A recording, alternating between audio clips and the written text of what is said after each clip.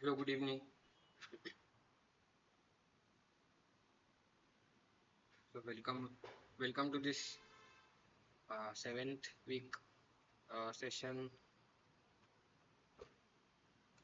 seventh week problem solving session for the course on mechanical vibrations. So I'm Parth Joshi, and I'm a PhD student from the Department of Mechanical Engineering at IIT Bombay, and so I've been conducting these problem solving sessions since the last 6 weeks, and today we'll be discussing some problems related to uh, the concept of vibration absorbers and related to critical speed of shafts. So that's about today's session's agenda. So welcome all those who have joined this session.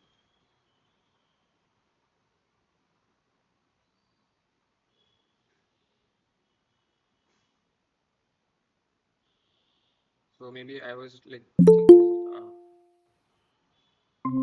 so maybe we can wait for a couple of minutes to see whether any other learners want to join. And yeah, so we'll get started with this session for this week in a couple of minutes. Just good evening all. So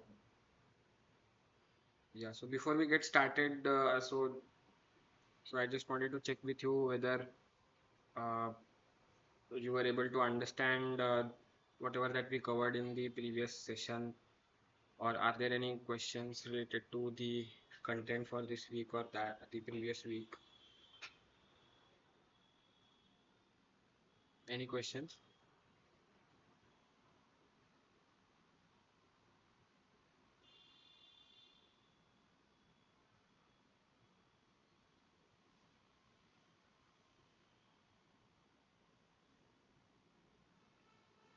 Few sample questions from week 6. So no, so do you have a like question regarding that, or like are you asking for something? Like I didn't get what exactly you meant. Sir, I am facing some problems in finding the solution for some of the problems which was asked in the assignment 6, sir. Okay. So, because we have not taken any of the problem from the week 6 in the live session, sir. So, can I request to take one or two questions from From that this, assignment also? from that assignment, right? Due date has been already gone, sir. So, we can take Right. the questions on the live sessions. Sure. Sure. So yeah. So just let me. I'm opening the assignment.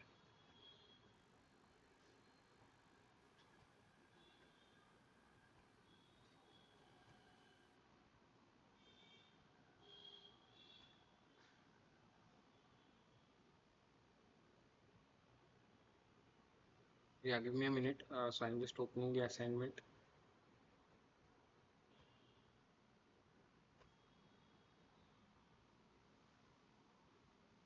Yeah. So like basically in the previous week's session, so actually a lot of time was spent in that basic derivation of that equations of motion and all that. So yeah, so I could not really cover, I mean, like as many problems as such.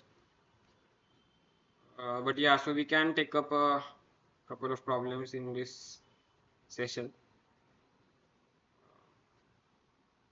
So just let me share my screen.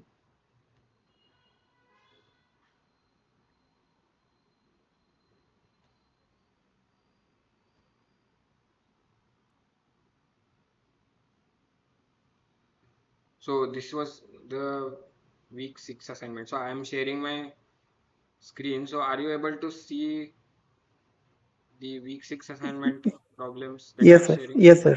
Okay. Yes, sir. So can you point me to the particular problem that you wanted Yeah. me to So discuss? like question number 5, in which we have to find the principal mode, sir. Uh, Question number Or the 5. second, yeah, or the second last question, which is very similar to this one but different concepts.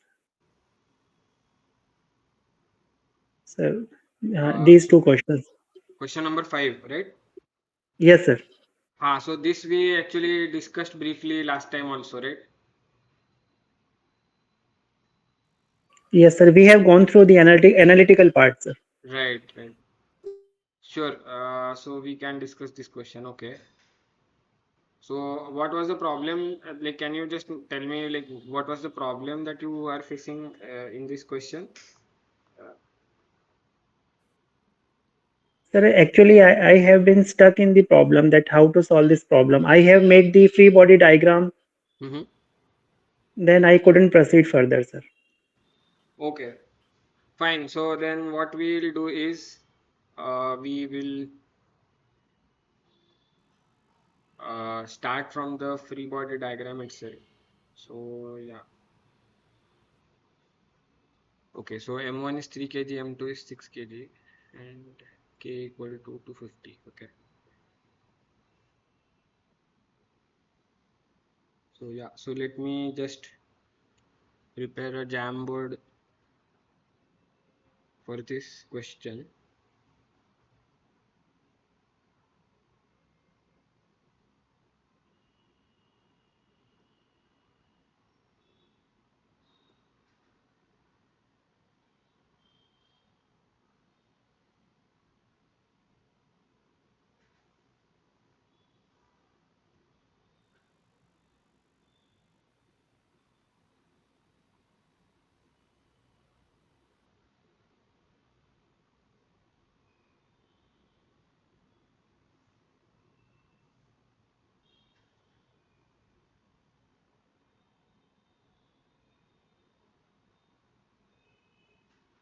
Yeah. So, so are you able to see the Jamboard screen that I'm sharing? Yes, sir. Okay. Right. So we have this problem. So M1 and M2, so it's on a, let us say it's lying on a frictionless floor. It's rolling on the frictionless surface. And yeah, so we have been given M1 is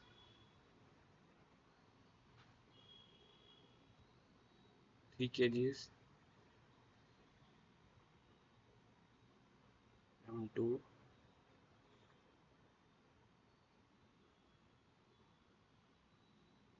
6 kgs, and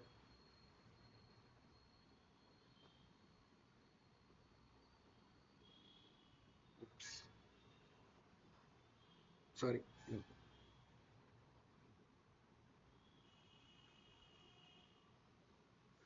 50 Newton per meter. Okay. Yeah. So here, when you draw the free body diagram, uh, so like there are only so if the surface is frictionless,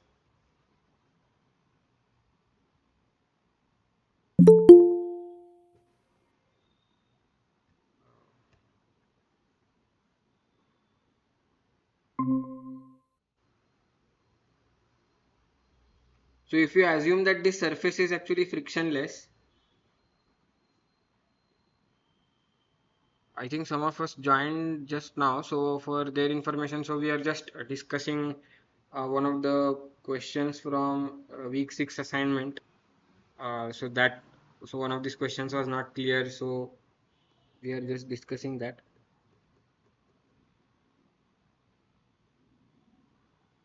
So this if this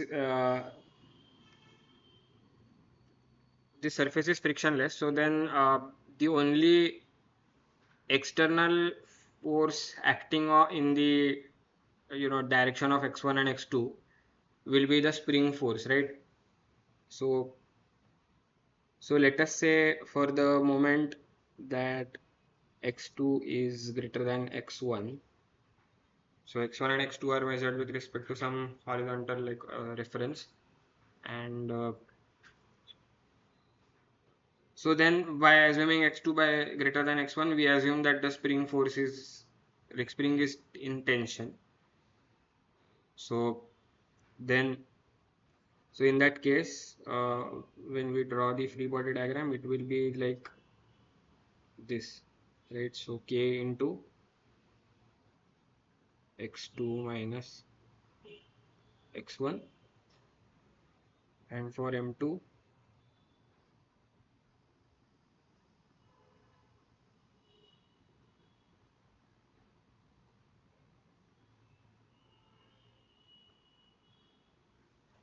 so using this we can write down the equation of motion now, right? So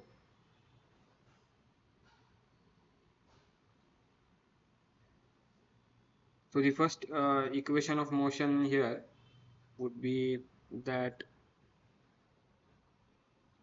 m1 x1 double dot is equal to k into x2 minus x1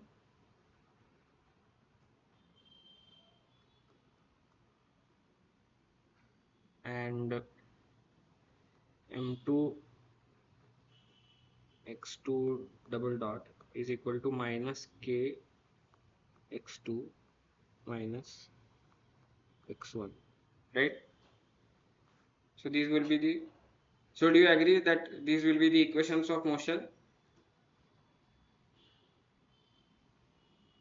right? So now we can write it down in its matrix form.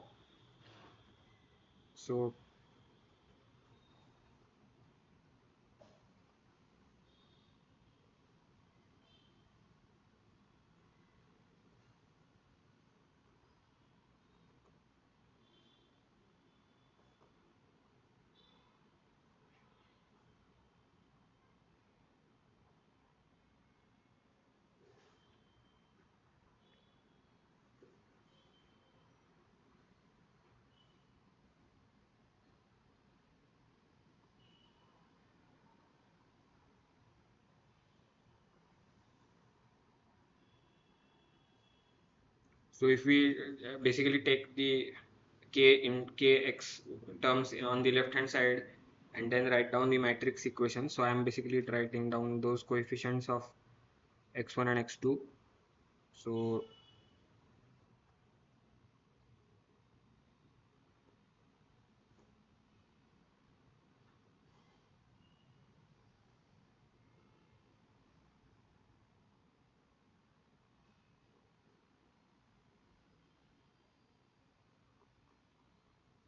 yeah, so this is the, these are the equations of motion in the matrix form. So now what we have to do is to first find out the natural frequencies. So for that what we will do is we will, let us say, assume x1 is x1 is equal to some capital X1 e to the power j omega t, and x2 is, let us say, capital X2 e to the power j omega t, and then substitute it in this differential equation. So then if we substitute this, so x1 double dot will be basically minus omega square x1, and x2 double dot will be basically same as like minus omega square into x2. So then the equation of motion now will be k minus m1 omega square minus k.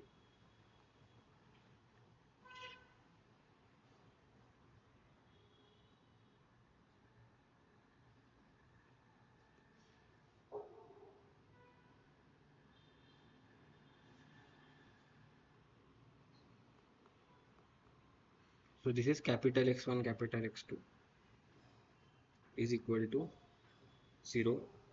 So e to the power j omega t is not 0 for any uh, like real value of t as such. So then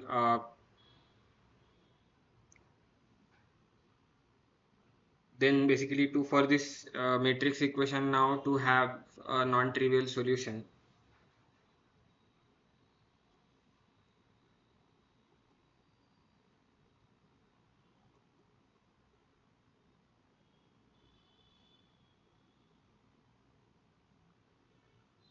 so the determinant of this matrix should be 0. So then we solve for this determinant of k minus m1 omega square minus k.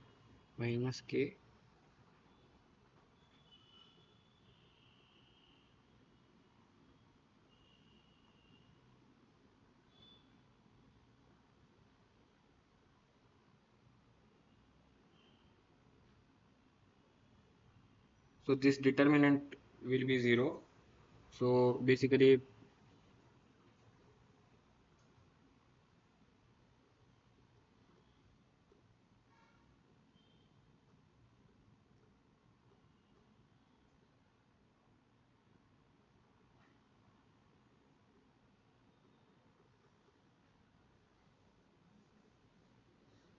so k square minus,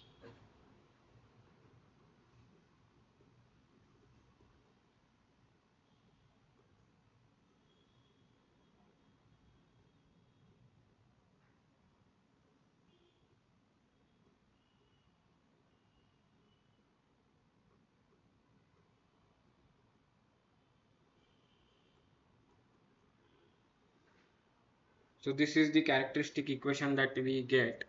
So k square and k square will get cancelled. So now we are left with, so omega square into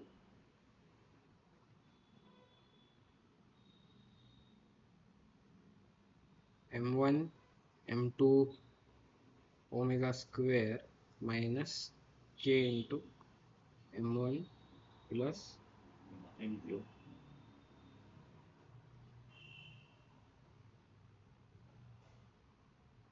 is equal to 0.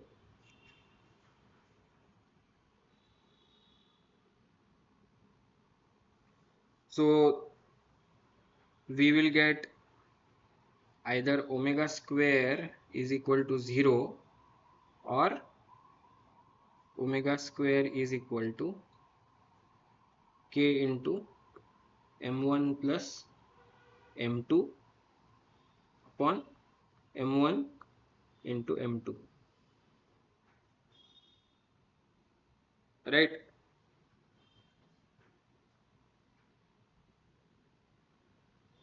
So do you agree till this Yes, sir. step, right? So now how will you, mathematically we have reached this solution, and one of the solution is like omega square is 0. So what does omega square equal to 0 mean?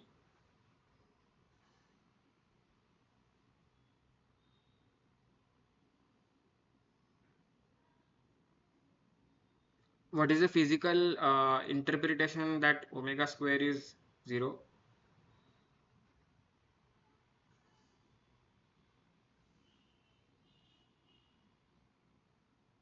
So one of the natural frequencies is 0, which means uh, that there will be no oscillations. So because the frequency is 0, so there will be basically no oscillations. So omega square equal to 0 here in this case means that there will be just pure translation. So there will be no elongation. Yeah, spring will work as a rigid link, exactly. So spring will not elongate or compress. So that we will get it eventually from our equation of motion also. We will just come to that. So our eigenvector will exactly show that nature in that case. So so let us just come to that part. So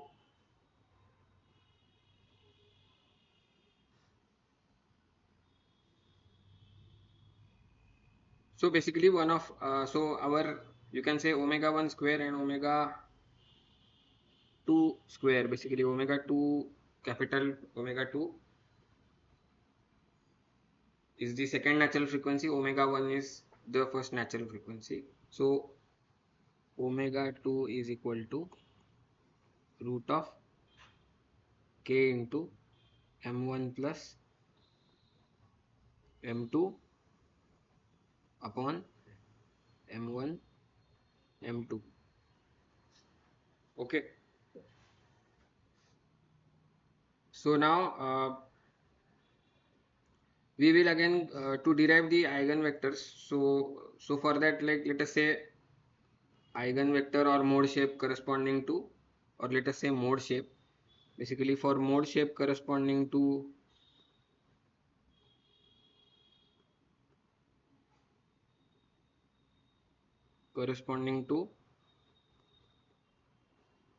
omega 1. So for that we will substitute in the equation of motion that omega is equal to omega 1, which is equal to 0 basically. So k minus m1 omega 1 square minus k minus m2 omega square into x1 x2 is equal to 0.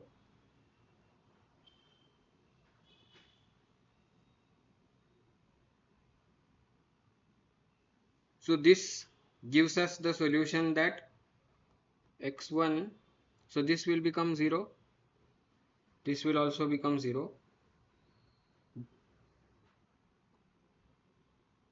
So we will be left with the equation that x1 minus x2 is equal to 0, or rather k into x1 minus x2 is equal to 0, which implies that x1 is equal to x2 because k is not 0, we know that. So now in terms of an eigenvector or mode shape form, so if we want to write the the eigenvector in this x1 x2 form, so it's essentially some x1 into 1 1 comma 1 1 and 1. So the mode shape for, so mode shape becomes, so we can write it as 1 and 1. So which means that both masses will be in pure translation, so both will move in the same direction, the spring will not elongate or compress, and so that is the first mode or first natural frequency. Now to derive the mode shape for the second natural frequency, so we will again do the same thing. So mode shape for omega 2,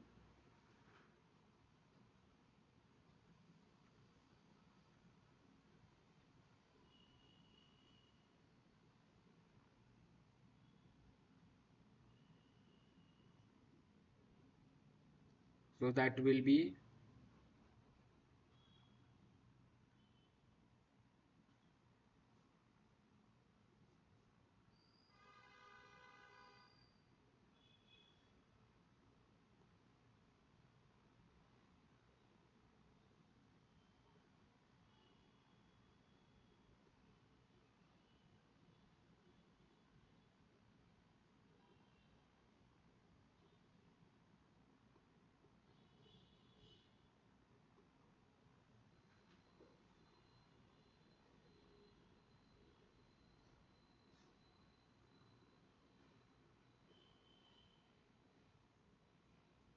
so basically k minus m1 omega 2 square.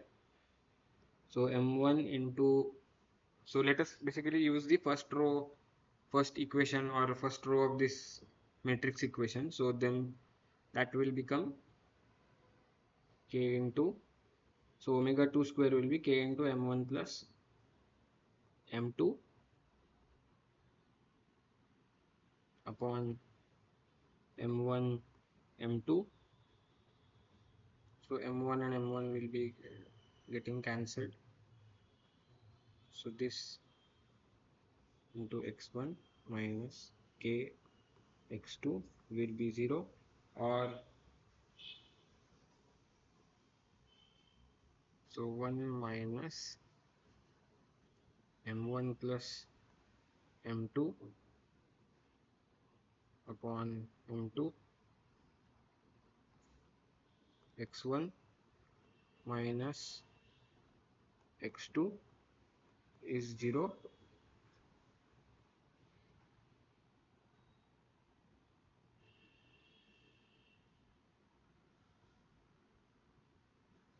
So it will be basically x2 is 1 minus m1 by m2 x1, right?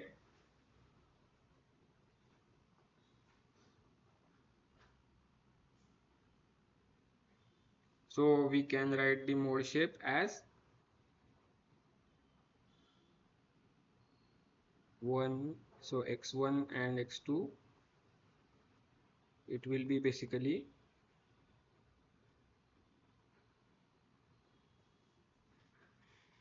1 minus m1 by m2. So basically because x2 is 1 minus m1 by m2 times x1.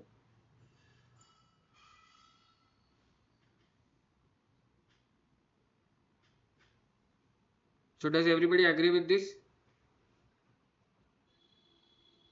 Yes, sir. Yeah. So any confusion with this? No, sir. Okay, right. So this is okay, right? So right. So now if we substitute this the values here, so m1 is 3 kg, m2 is 6 kg.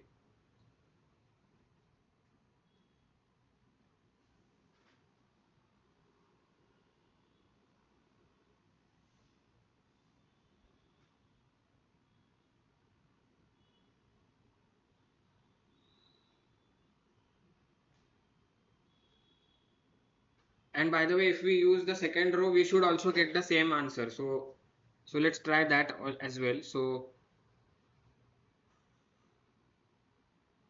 minus k x1 plus k minus m2 omega 2 square.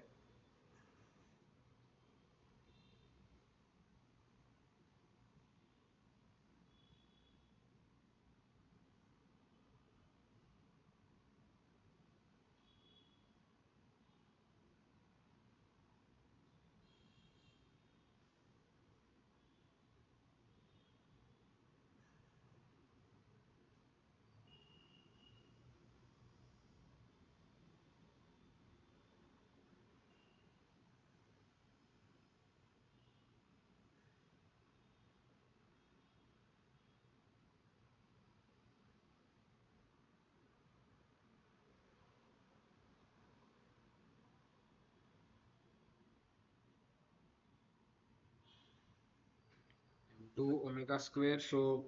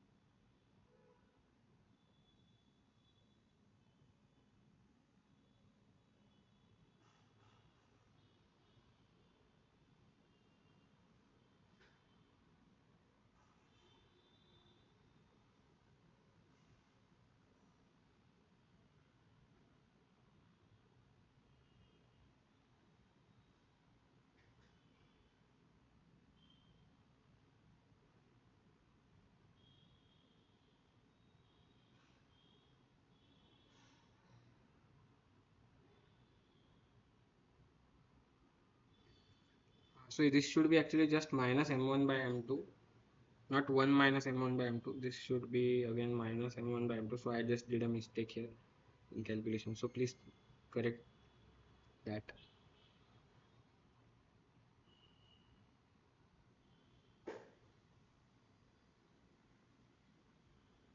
Right. So now, so minus k x1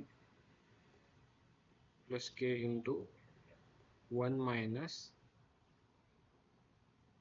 1 minus m2 by m1 x2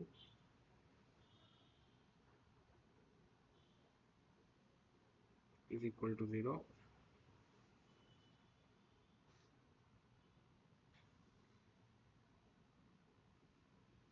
So this k will go away. So and x1,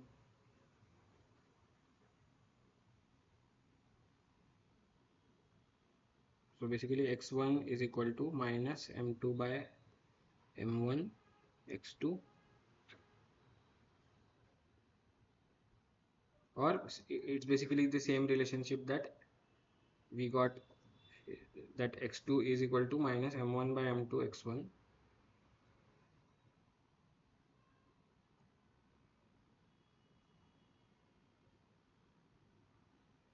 So our mode shape will be,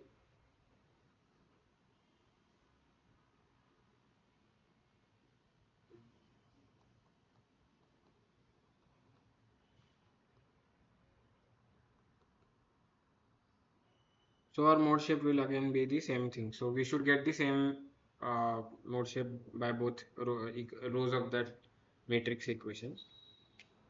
So our mode shape will be basically 1 and minus m1 by m2.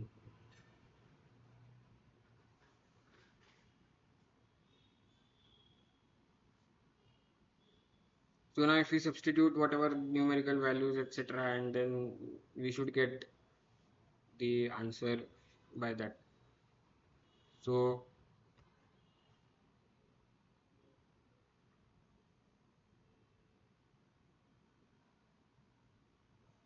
but I think this answer does not seem to match with the options, right?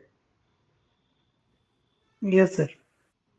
The second answer is not matching. Yeah, so the first mode shape is matching One, 1 1 1, and the other mode shape is not matching. So do you think, so are you also getting one of, like, is your answer matching with the options or not matching? sir, I couldn't solve it, sir. Okay, anyone else has tried and did their answer match with the options? So because here m1 by m2 will be 3 by 6, right? So half. Yeah, so the answer won't be one of the options. So yeah, so possibly they might not consider this question for evaluation because their options. Yeah, so I think the options are wrong, I think. Yeah.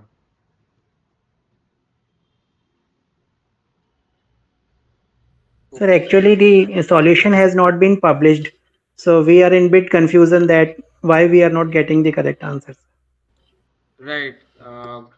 But I think we have like followed the basic fundamental Yes, like sir. equations approach. So I don't think we have made any mistake here. But yeah, but I think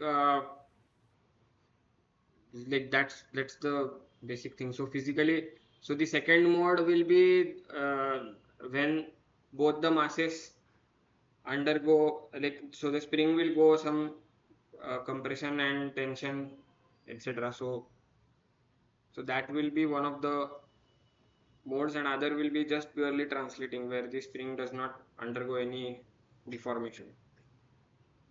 So yeah,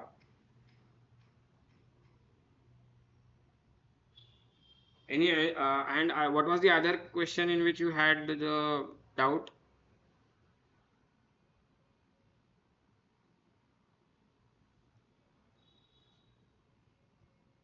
Which was the question in which, the other question in which you have the doubt? Sir, in the same assignment, if you see the next type of question in which we have a combined type of motion, sir.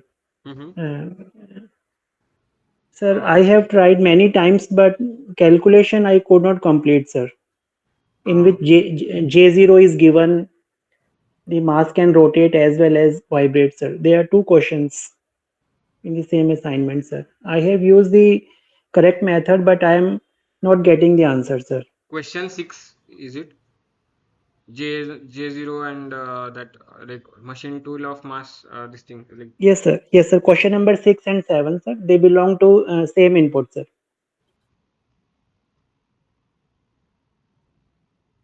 Okay.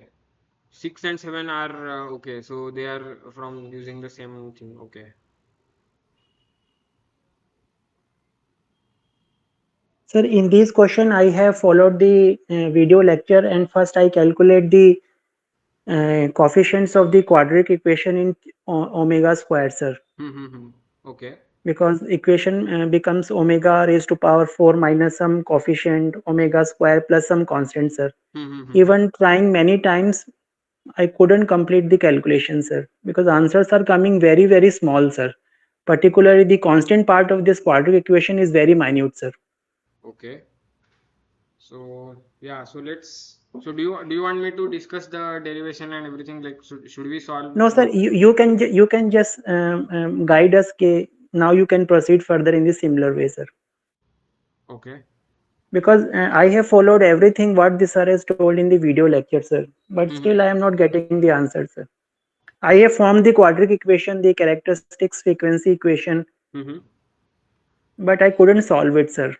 Because calculation Okay. is either lengthy or I am doing something wrong, sir. Okay. Okay. Okay. Fine. So this is. So let me just. Let's maybe just quickly go through the derivation part, like, and maybe I'll try the calculations also on my own, and then maybe I'll just maybe send this, like, upload this solution later, like, complete with the calculations also. Then maybe we can compare notes afterwards. So right now, maybe just we can just quickly discuss the free body diagram and all that, like, basic things. Is that okay? Sir, you can directly pick the free body equations from the lecture itself. It will save our time, sir. Okay.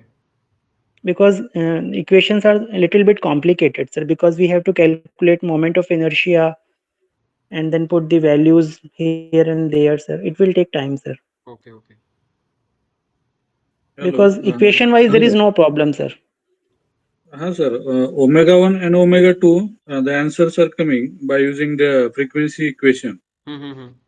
If you use the frequency equation, that is I m omega raised to 4 minus Right. in bracket k1 plus k2 I plus Mm-hmm. k1 L1 square plus k2 L2 square in bracket close, then m omega square plus k1 k2 in bracket L1 plus L2 bracket square is equal to 0.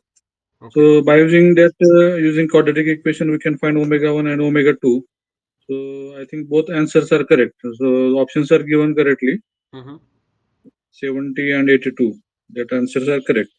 Okay. But So. in mode 6, there is a problem that x by beta means the rectilinear linear displacement divided by angular displacement, no? Mm-hmm. Moment mode shape.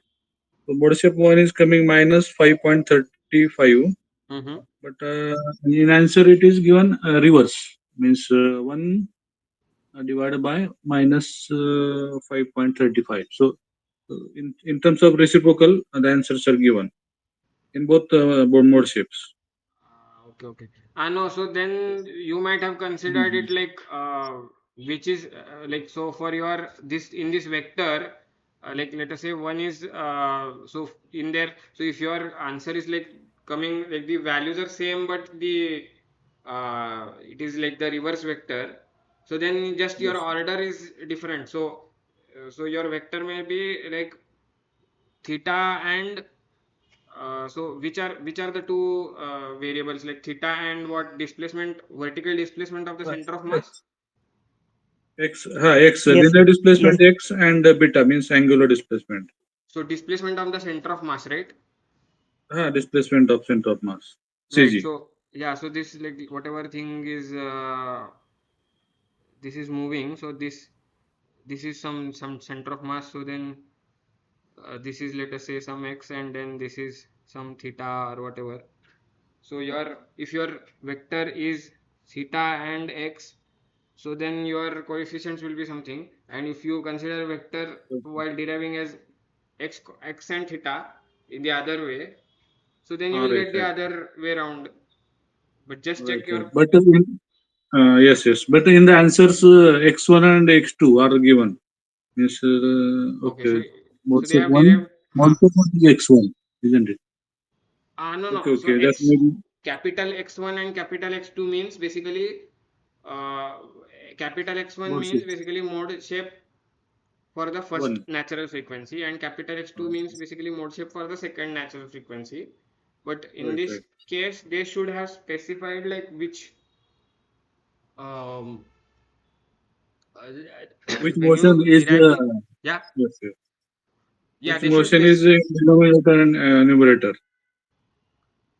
So this is, they should specify what is the two things that they are considering as a variable. So whether it is like the displacement of the two ends of the springs, or displacement of the center of mass and theta or whatever. So because the eigenvector will actually, or basically the mode shapes will change based on what you consider for deriving the equations of motion. So that should be specified in the question. So that is not specified. So let us say if you assume whatever as per the lecture notes or whatever. So but if your numerical values of the coefficients in that thing are, if they are same, then that should be not a problem, because then that's just a question Yes. of order in which you consider the equations. The natural Right, right. frequencies will be the same. Now if you change theta or x, like invert that order, so only the eigenvectors will change, natural frequencies will still remain the same. Right, right. So does that answer your question? Yes, yes. Sir, actually, I think I should wait for the solution to get published because I am finding problem in only calculation part, sir. Okay. Okay. So Sir, if actually, problem is because see, please check the values of the stiffness, sir. Do you think they are too small, sir, or they are too large, sir? They are given in Newton per millimeter, sir. so they are very large So, basically. so that is why the answers are coming very odd from my side, sir. Okay.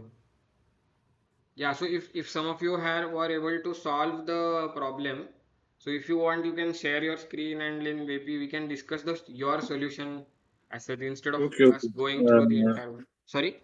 Okay, one minute. I will share my solution. Let me take photo of this. 1 minute. Yeah, so then I will just stop sharing for the moment, and then maybe if you want, like, so that then your, I think, doubt may be clarified. Okay, 1 minute.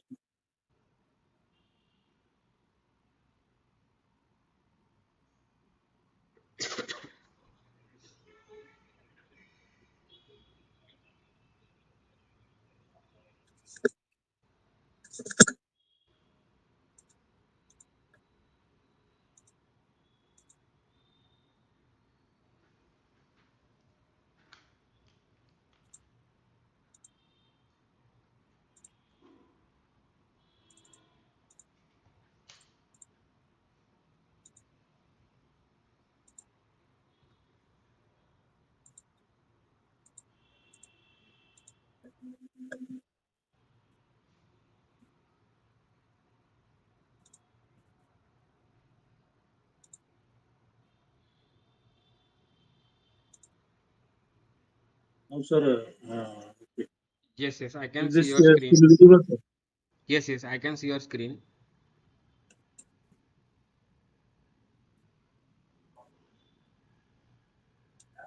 So the frequency equation is used. So and the calculations are like this. So simply by using quadratic equation, we can find omega, omega one, omega two. Right. Uh, Stiffness is 3 in Newton per meter. No? 3 into 10 raised to 6. Right, right. Yes, K1 is yes. 3 into 10 raised to 6. Correct, correct. Yes, yes. Yeah, so basically you are getting the answers, like your answers are matching your for the natural frequencies, are your answers matching with the options? Yes, yes. Both are matching 70 and 82. Okay. So yeah, so for the mode shapes things, I think it's only the question of the order in which they are considering and you are considering only that will make the difference. Otherwise, if your the coefficients in the mode shape, so whatever like you were saying, right? So 5.3 something and whatever, if they are same, yeah, so minus 5.35 and 0.056. So yeah, so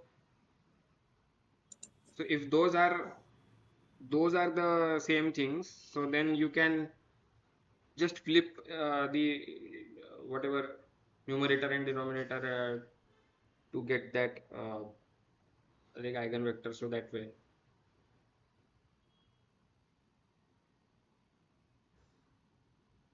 sure. Okay, thanks.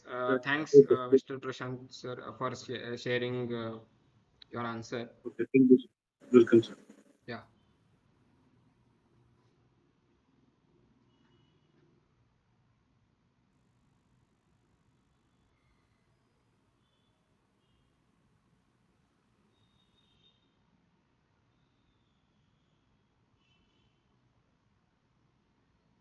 So then, shall we start discussing the? So shall we start discussing the problems on the today this week's content? Okay, sure. So then, so I had a couple of problems related to this concept of vibration absorber and this thing,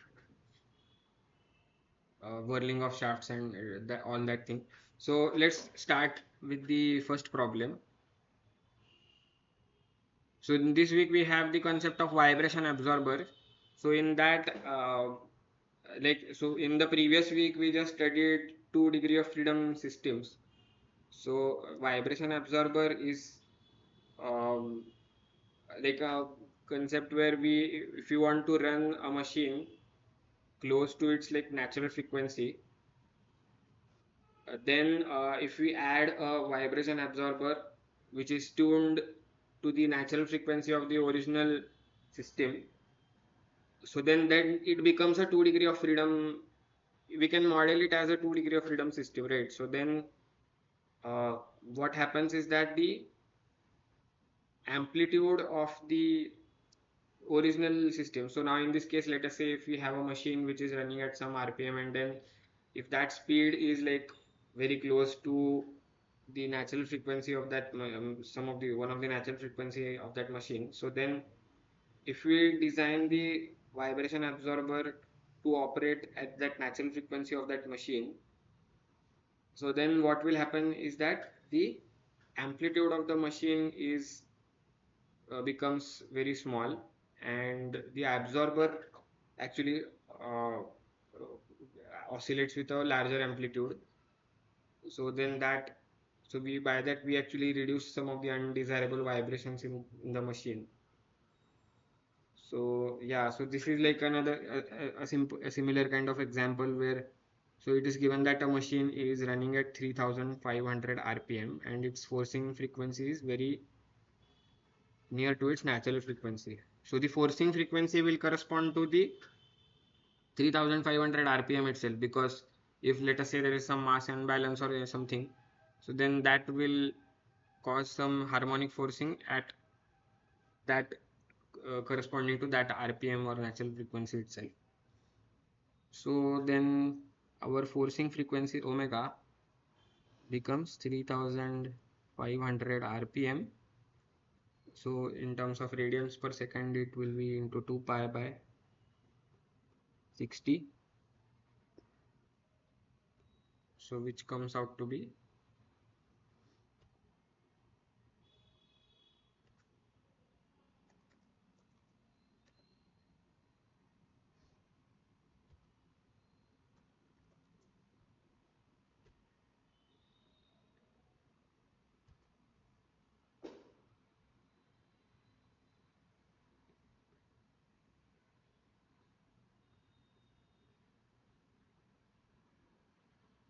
So it comes out to be 366.52 radians per second. Now it is given that if the nearest frequency of the machine is to be at least 15% from the forcing frequency, design a suitable vibration absorber for the system.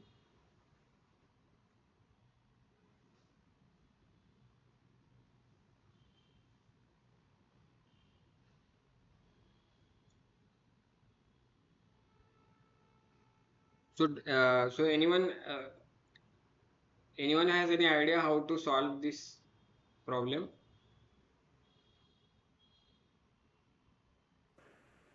Sir, from this deviation of 15%, we can find the two natural frequency of the combined system, omega n1 and omega n2. Right, exactly. Yes. So what we can do is we can derive the expression for the natural frequencies and characteristic equation basically, and then use this criterion that the nearest frequency is to be at least 15% from the forcing frequency, and then use the equation to find out what is the vibration absorber mass and stiffness. Okay, so first we will draw the free body diagram of the system. So let us say M2 K2 is the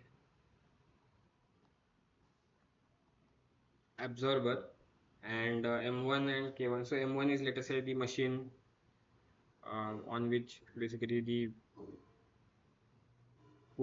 forcing is acting. So let us say that harmonic forcing is F, capital F, acting on M1.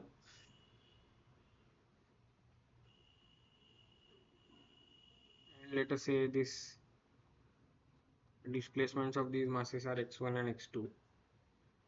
So let's draw the free body diagram of these masses. So for M1, so it will be K1 x1.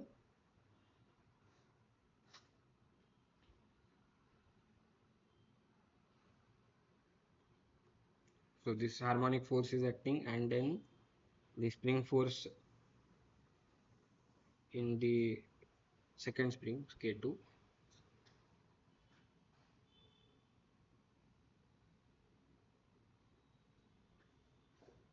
and for the mass M2,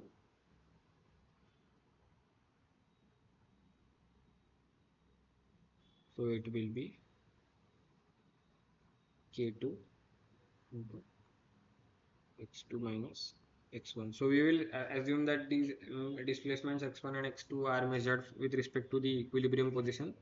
So therefore we have neglected the effect of gravity in this case, and yeah, so then if we derive the equations of motion now, we will get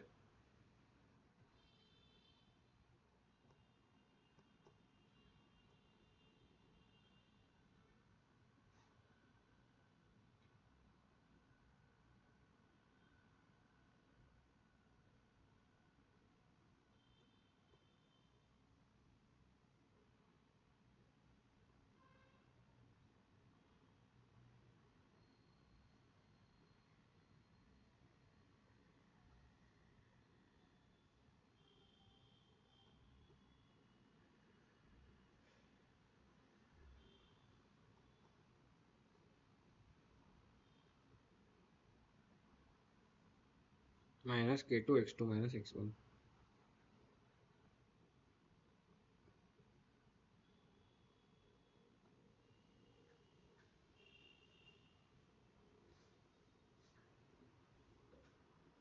Now to find out the natural frequencies, so we'll assume that this harmonic force is not acting on the system. So we will derive the uh, equation for the free vibrations. So first, so let us write down the equations of motion in matrix form.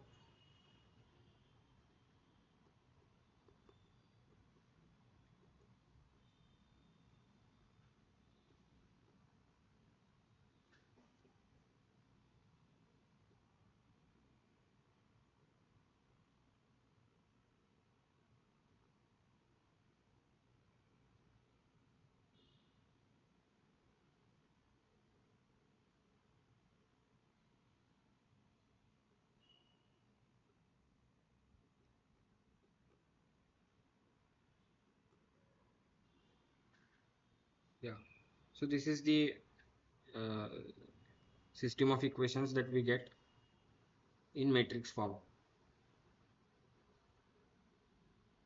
Now if we substitute the solution of the form that x1 is some capital X1 e to the power j omega t, basically the same thing that we did for the previous one,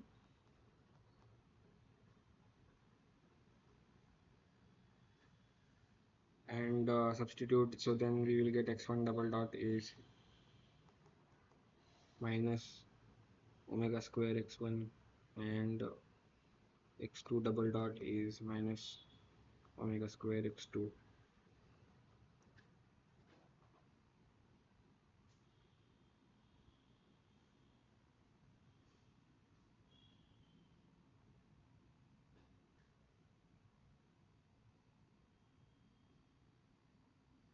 So let us combine the equations and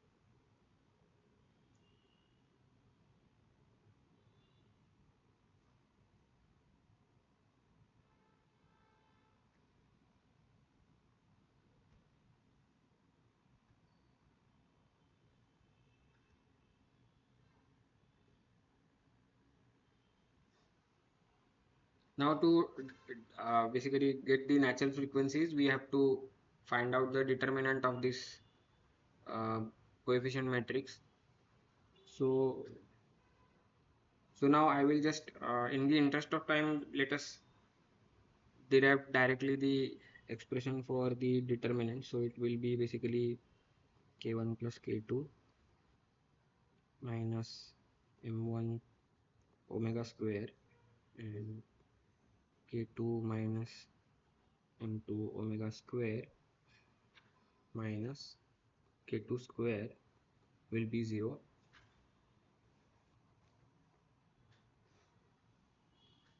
And now if we expand this, so we will get the equation in terms of like a quadratic equation in terms of omega square. So it will be k1 k2 plus k2 square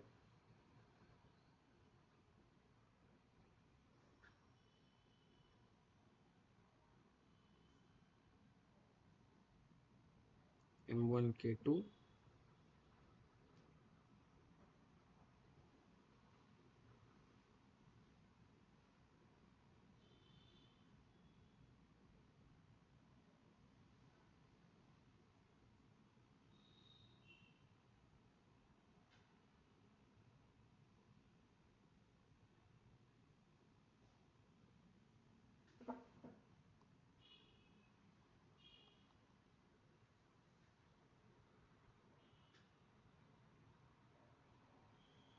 so the term k2 square will get cancelled here,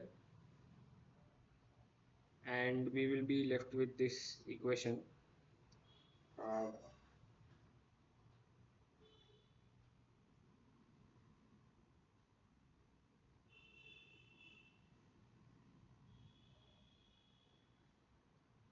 so by the way, this in these questions, like you have to go through a lot of algebra to get to the answer, because like even for a 2 degree of freedom system, the algebra, because of this matrix equations and like it becomes fairly complicated. So the algebra becomes complicated, so you have to patiently, write down the characteristic equation, then find out the roots, etc. So but one has to go through all those steps sorry, to get to the final answer.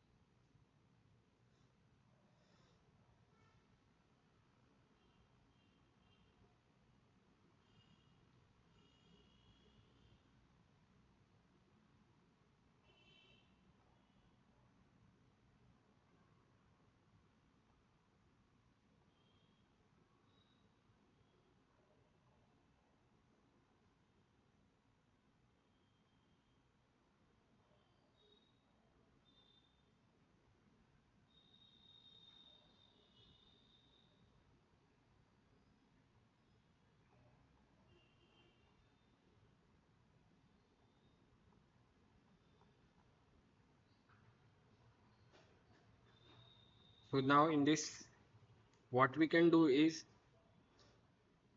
to kind of simplify the algebra a little bit. What we can do is like we can introduce a substitution like this, like k1 by m1 is, let us say, omega 1 square, which is the natural frequency of the machine, and k2 by m2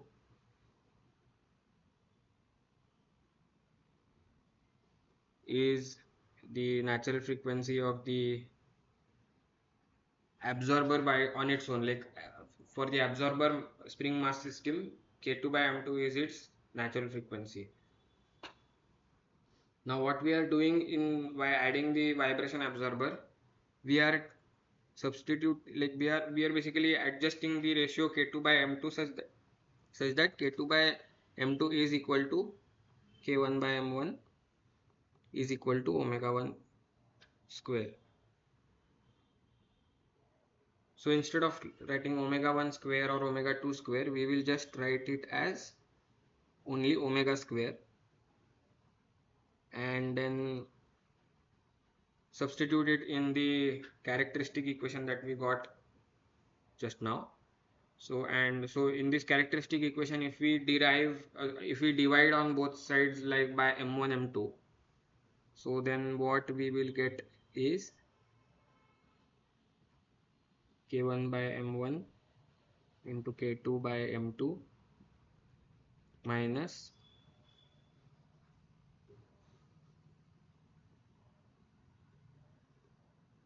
k2 by m2 plus k1 plus k2 by m1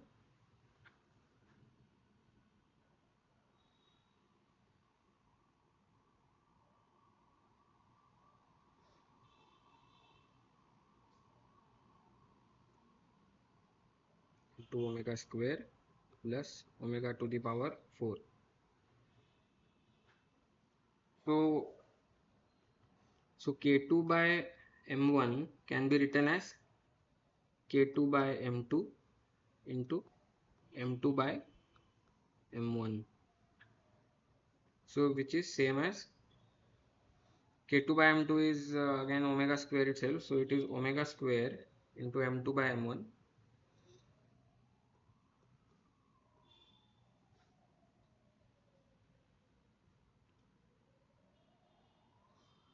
And if we substitute again that m2 by m1, this ratio as, let us say, mu, and then simplify this equation further, what we will get is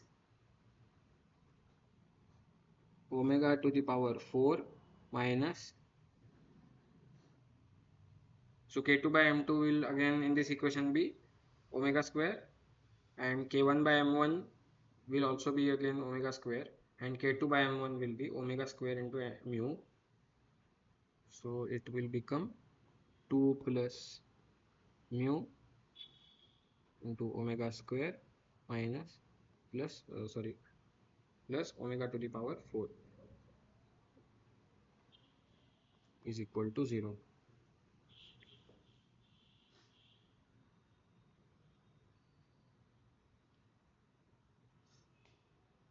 Now further, if we again divide on both sides by omega, small omega to the power 4. So then we will get the equation as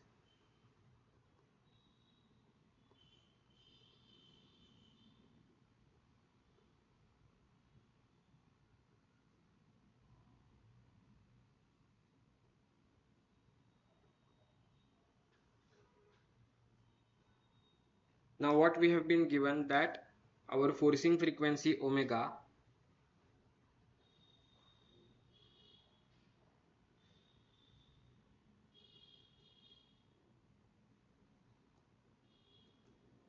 so it is 15% away from the forcing frequency is 15%, nearest forcing frequency is, let us say, 15% away from the natural frequency omega, small omega basically. So let us assume that it is 15% less than the natural frequency. So because one of the natural frequency is so less than uh, less than the original natural frequency, other natural frequency will be, so after addition of the absorber, so it's a 2 degree of freedom system, right? So one of the natural frequencies will be less than small omega and other will be greater than small omega. So let us assume that omega by omega is 0.85 or basically 15% less than.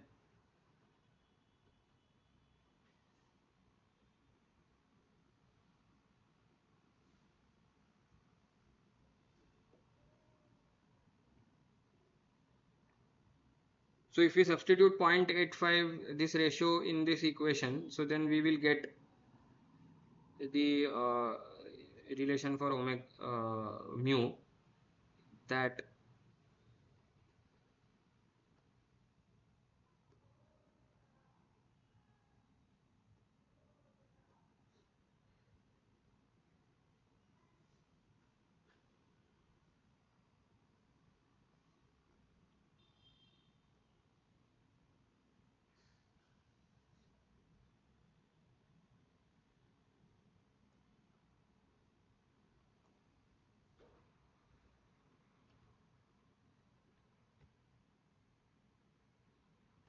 so can someone just try to calculate what is this value of this expression? 0.10.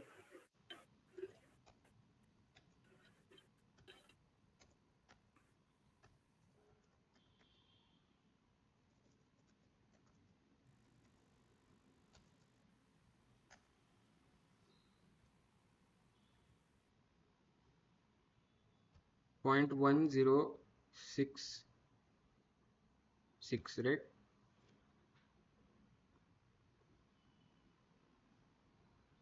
Is that correct? Is that correct? 0.1066 something. Do you get this answer?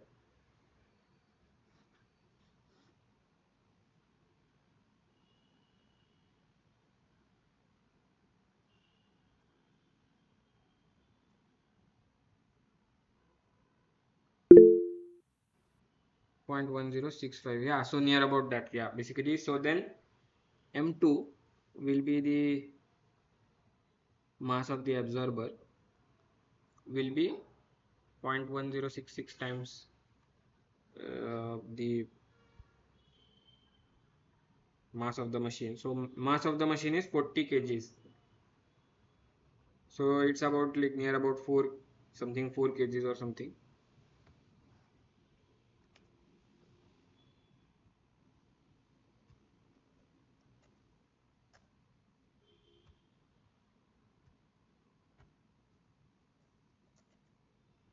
Something like 4.26 kgs or something.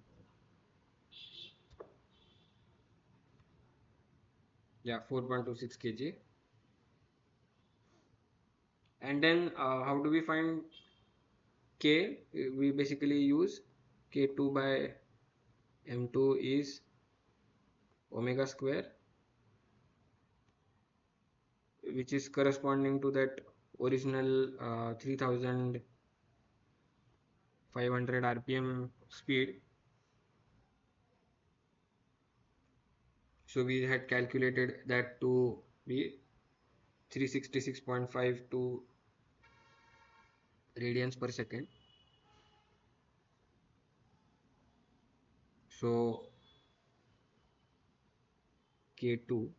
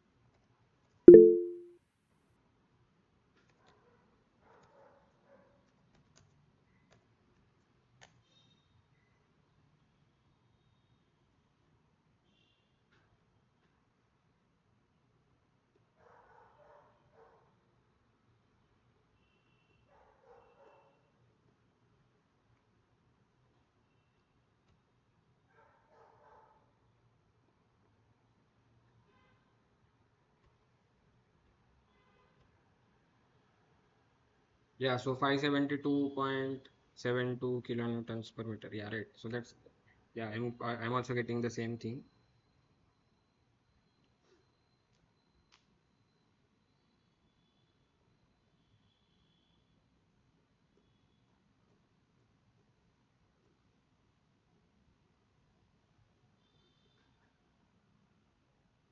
So this is how we can solve the problems based on whether how close we want the uh, forcing frequency and natural frequency to be. So before we start off with the next problem, so I'll just uh, can you share the diagram? So which diagram were you saying? Sir, the free body diagram for this question. This one? Yes, sir. Okay. Sir, my question is that you have taken M2 and K2 as a part of the auxiliary system, sir, and M1 and K1 is your main system, sir, machine part. Yes, yes. Sir, in the most of the literature, it has been taken in opposite, upside down, sir. Acha, okay, okay, okay. Sir, will it affect our analysis, sir? No, it's just a notation basically. Like you can also say it as M3 or M27 or whatever. Like it's basically just a notation. Like you just need to know which is what. Like I mean, auxiliary system can be M1 K1 or whatever. Like it can be denoted as M1 K1. So yeah. So it's just a matter of notation. So if you just changed 1 to 2 and 2 to 1, so I think you will get the same thing as what is there in literature. So I have used 1 and 2 like that. 1 for the main system and 2 for the absorber. Actually, sir, my question is that when we design a vibration neutralizer, sir, Mhm. we put the absorber part below the main part. That is my query, sir. Okay. Because you have taken it up upward Ah, side, sir. so no, no, it's like so it can be suspended downwards. Like so, let us say if there is a machine and you hang the mass using the kind of spring. Yes, So sir. there, yeah. So It should be in a physically, hanging position. sorry. Sir, I think the M2 should be in hanging position, sir. Yeah, it can be upside down also. Like um, it can be upside down as well. Like it will be the same thing. Like equations of motion will not change, and the Analysis Okay, as sir. such will not change. Okay, sir. Yeah.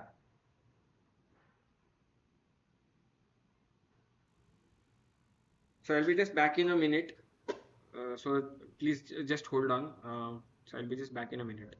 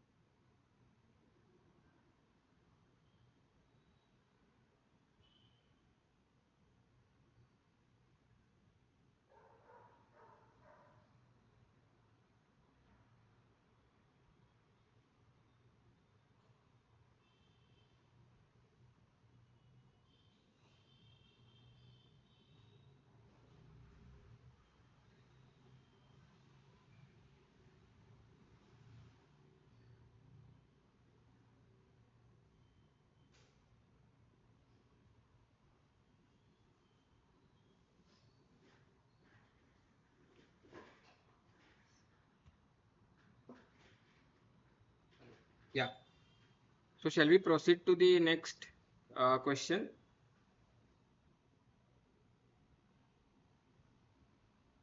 Yeah.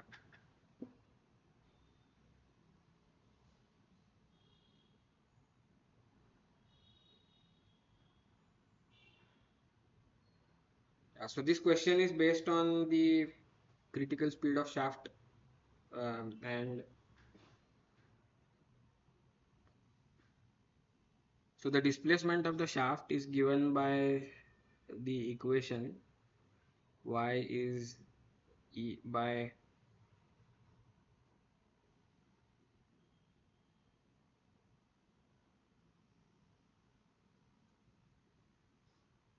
so where y is the the displacement of the shaft, and e is the, let us say, eccentricity of the mass, unbalanced mass, and omega n is the natural frequency of the system, and omega is the forcing frequency in this case.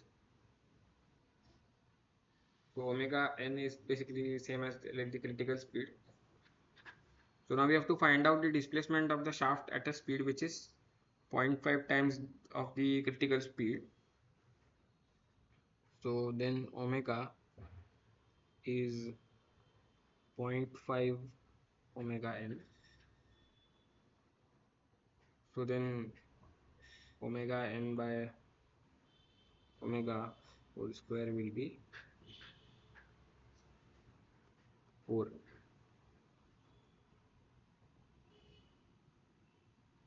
So basically then we will get y is equal to, so y is equal to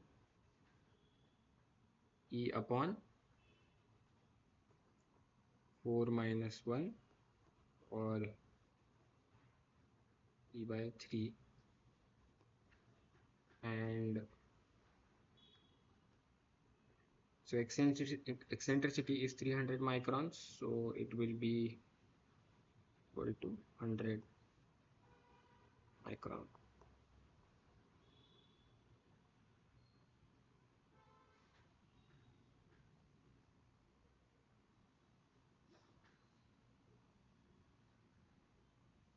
So the option B is the answer.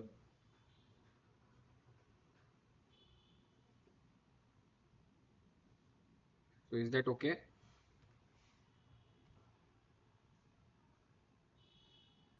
Yes, sir. Okay.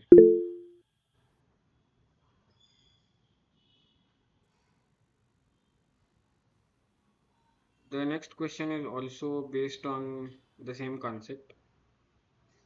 A cylindrical shaft which is supported on two bearings at the ends, and it carries a disc with an eccentricity E from the axis of rotation. The critical speed of the shaft is N, and the disc is, let us say, replaced by another one with the same weight but with an eccentricity 2E. So does the critical speed of the shaft change in the second case?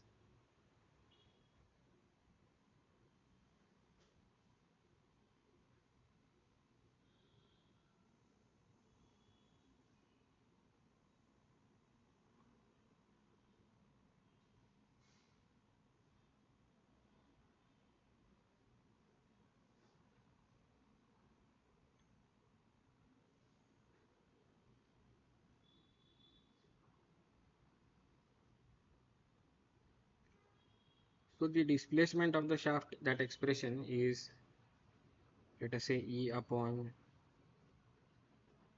omega n square by omega square minus 1.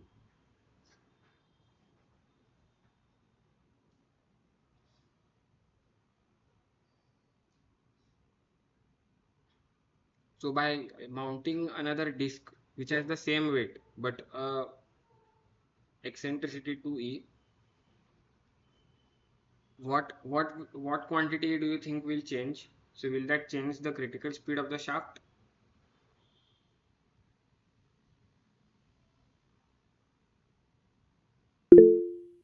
No, right? So it will not affect the critical speed of the shaft.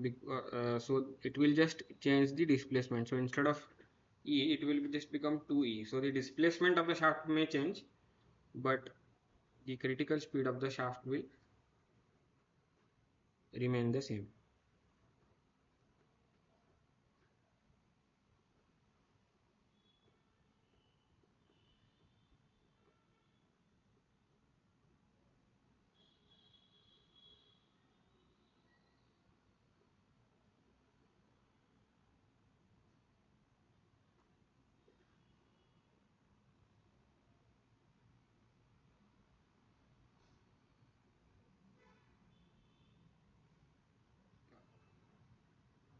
So then we have another question on the vibration absorber. So rotating machine with a mass of 200 kg is supported on a pedestal mount. It induces vibration into the surrounding area through its pedestal mount at an operating speed of, yes. So you have a question? Yes. Sir. I have one doubt that the critical speed is depending on the parameters like dimensions, the material, and the third next thing is the mass, no? Right, right. But in some questions, it is given that in some books, in fact, it is in VP Singh's book that it is critical speed occur may occur because of eccentric mounting of the rotor. Yes. It is good. Critical speed may occur because of eccentric mounting of the rotor, Right, non-uniform distribution of the rotor mass, and right, bending of the shaft. right. Means how these factors are affecting the critical speed. So it is given in the book, and in some questions, somewhere questions are there are these three options. So how to deal with this question that critical speed is not depending on these parameters, because these parameters eccentricity that affect the dynamic loading of the bearing, but it will Yes. not affect the critical speed. No, they don't affect the critical speed because the mass it was given that the mass of that rotor is same, and then the, let us say, the particular shaft is not changing, its diameter is not changing, length is not changing, only the disc mounted on the rotor is changing, and that too, let us say, it's like, let us say, the dimensions, because it is given that its mass is the same, let us say that its dimensions are also then the same. Material is, if the material of that rotor is same, No, dimensions will no, no. also be same. So in that case, only the eccentric mass, like the eccentricity is, let us say, instead of E, it is 2E. So then the loading will be basically twice because of the double eccentricity. But that will not change. So it's the magnitude of the load that will change, not the frequency as such. Because not critical speed, because critical speed depends on what the natural frequency of the shaft, na? yeah, And that is depending upon this under root k by m, right, is stiffness and mass, right. and that stiffness depending upon the condition that how it is how the shaft is mounted on the bearings, means simply supported or that type of Yes, bearing, yes, that type yes, of yes, load. yes. So it is depending upon mainly dimensions. What is the its diameter is I. In fact, I, mass moment of inertia. Right, right. Then material means Young modulus, and mass shaft means m factor. So there are three parameters, that I, E, and m, that and length also, means that affecting the Yes, critical yes. speed. But how this eccentricity is affecting?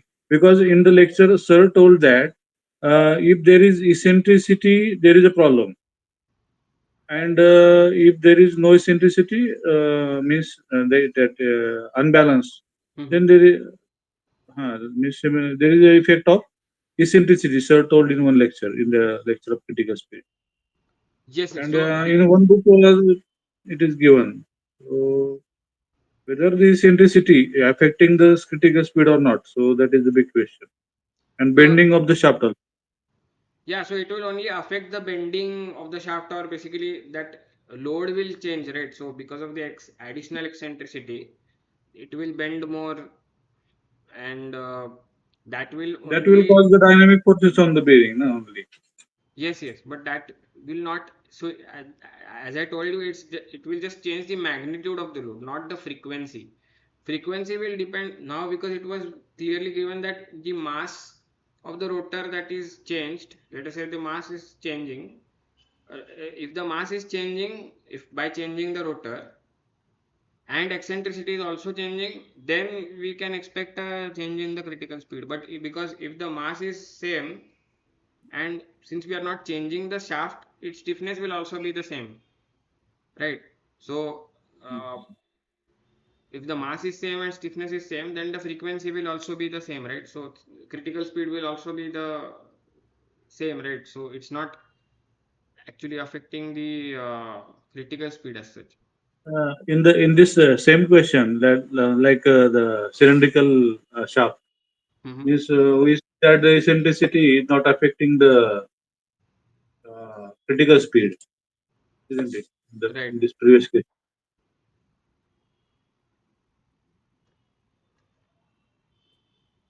there is still doubt in this same question. So do you not agree with the thing that like No, I am not correlating the things because critical speed depends on other parameters like dimension, mass, and the material, yeah, but it is not affected by eccentricity yeah, and the bending of the shaft. And because this eccentricity and bending of shaft causes only dynamic forces on the bearing. yes, So how it is given in the book of VP Singh? If you see the book of VP Singh, page number 171, it is mentioned in one paragraph that critical speed may occur because of eccentric mounting of the rotor, yeah. So then this. bending of the shaft also. Yes, yes. So if there is an eccentricity in mounting of that, there will be this critical speed. So the critical speed will occur because of some eccentricity, but the how much eccentricity it is. So eccentric mounting will cause whirling of the shaft, right? So that will cause the shaft to be bending, and then that like the That will whirling of cause the unbalanced forces only. That because will of the cause unbalanced. unbalanced forces. Exactly. So And unbalanced forces are different than the critical speed. yeah, so the critical speed is depending only on the stiffness properties of the shaft and the mass.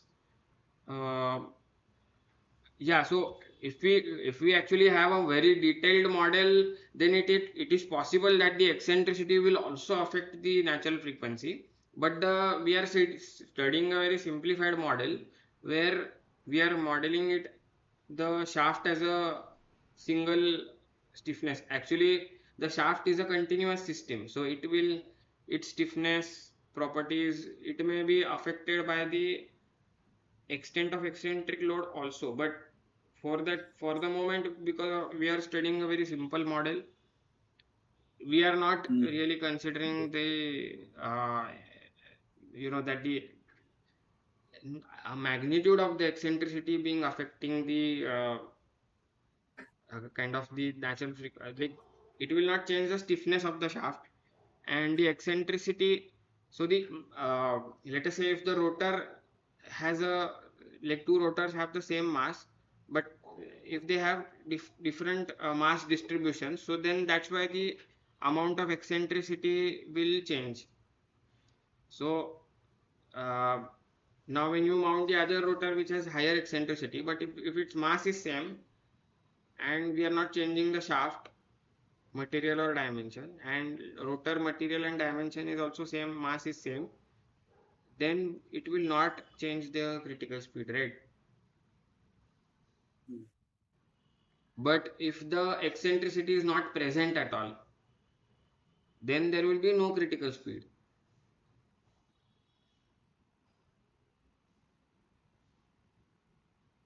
So do you agree with this? Mm, okay. It means the stiffness and mass causes bending of the shaft, Hmm. and that causes critical speed. Means whirling of the shaft. Yes, yes. It may be like this. Means stiffness and mass. If we change these parameters, so that will cause bending, and that will cause the whirling of the shaft or this Correct, correct. vibration of the shaft. Yeah, yeah, So like exactly. this. So it means eccentricity somewhere is there, but it is not given in the analytical equations. Will a single shaft with eccentricity and without eccentricity, so Amit ji is asking this question, will a single shaft with eccentricity and without eccentricity have the same critical speed? So if a shaft does not have any eccentricity, then it will not be having any critical speed, right? So because there is no uh, unbalanced force. But if there is an external unbalanced force because of some eccentricity, then that will cause some whirling, and that at the when the shaft is rotating at the critical speed, then there is a chance of mechanical damage to the shaft because of very high amplitude of But sir, the. in both the cases, we will get the same natural frequency of the shaft. Yes, the shaft natural So the frequency. critical speed will also be same in both the cases. No, see whirling. So why does whirling occur? Because of some mass, unbalanced mass mounted on the shaft. So that will cause some bending forces because of the. So it will apply some unbalanced force on the shaft and will cause the shaft to bend. But if there is no eccentricity present, so there will be no external unbalanced force acting on the shaft, right? So then that will not cause any whirling. So if there is no eccentricity, can we rotate the shaft at omega n? No, so can you just repeat? Suppose we have no eccentricity in a rotating shaft. Mm-hmm. So can we rotate the shaft uh, at omega n, because omega n is under root k by m. Yes, you can, So because but that will cause resonance in the shaft, sir. no, if that will cause resonance, see this omega n, whatever k by m, root k by m. So the k is basically the stiffness in the lateral direction, right? So if there is no lateral in the sense perpendicular to the axis of rotation, right? Yes, sir. So Transfer direction. transverse or basically transverse or lateral or whatever you call it. So basically if there is an external unbalanced force which is acting perpendicular to the axis of rotation, so then the stiffness the stiffness that we are considering here is actually so so if this is like, let us say, this shaft, and there is this kind of a force, so these are, let us say, the bearings, and we are considering, so because of this mass unbalance, there is some external unbalanced force which is acting perpendicular to the axis of rotation, and that is because of the eccentricity present in the rotor. And let us say F is the force applied, and let us say the shaft will bend like this. It will have, let us say, a bent shape like this. So if this deformation is delta, so the stiffness that we are considering is F by delta. But if there is no eccentricity present, if there is no eccentricity present at all, so there will be no force acting perpendicular to the axis. So then there will be no oscillations perpendicular to the axis of rotation, basically. So then the concept of critical speed will not come into picture. So it can rotate about that omega n whatever is root k by m as such, because in that case if there is no eccentricity present, this has no significance as such, because there is no force acting perpendicular to the axis of rotation. So did you get this point? So do you agree?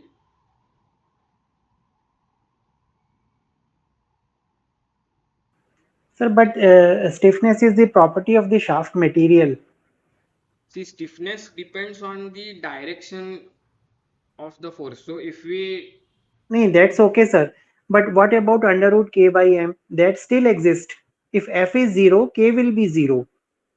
But if we find the formula, that will be 0, sir, because f is 0, because there is no force acting on the transfer direction. right. But stiffness still exists because it is a material property, sir. How can we say it will be 0, sir? That is the No, I problem, am sir. not saying that stiffness is zero. I am just saying that if there is no, see, stiffness does not become zero. So when I say that force is not acting, that means the deformation is zero. That does not mean stiffness is zero. So it's basically force is equal to k into delta. So if force is zero, then deformation will be zero. Not, it does not mean that stiffness is zero. And the deformation will cause the that will cause bending, basically. So the deformation is basically bending. So that bending out of plane, and the shaft is also rotating about its own axis, so that creates that uh, so the the shaft is actually rotating about its own axis, as well as oscillating kind of perpendicular to the axis of rotation. So when both these frequencies match, that will cause resonance, and that may cause the shaft to break. But if there is no deformation because of no load acting perpendicular to the axis of rotation, then that will not cause any whirling. Basically, that's what I am basically trying to say in this. So the stiffness is calculated based on, so it can be calculated like this way. So if we'll apply a load along the axis of rotation, so then that is, let us say, tensile stiffness or compressive stiffness depending on the direction of rotation. If we apply a torsional load, so then we can calculate a torsional stiffness. So stiffness is a material property and depends on the type of loads and the type of deformation that we are looking at. So does that make sense? Yes, sir. Okay.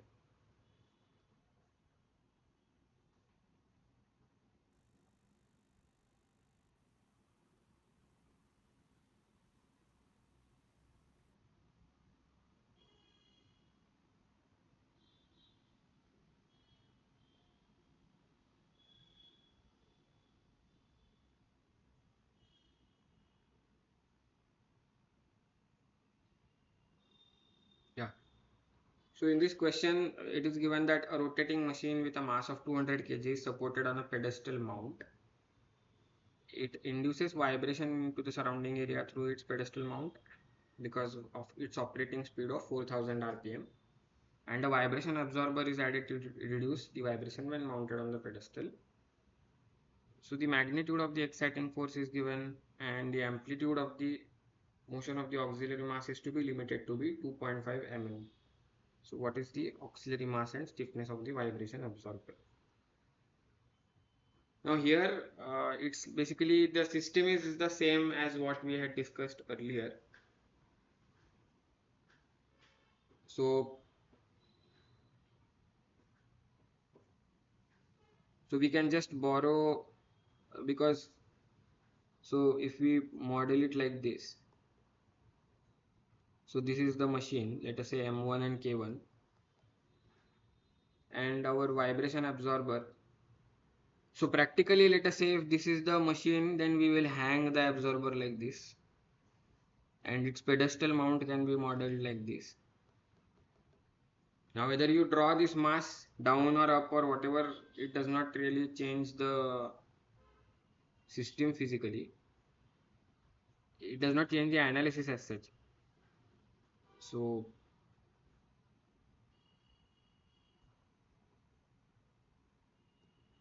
our system is actually the same.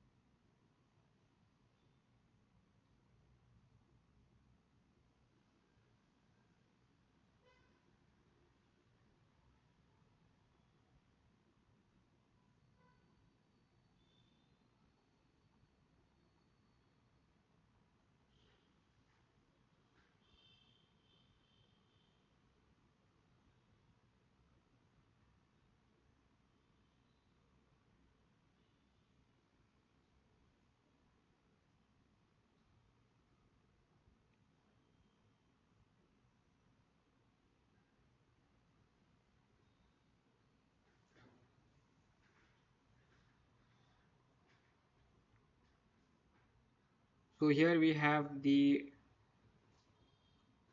forcing frequency as omega is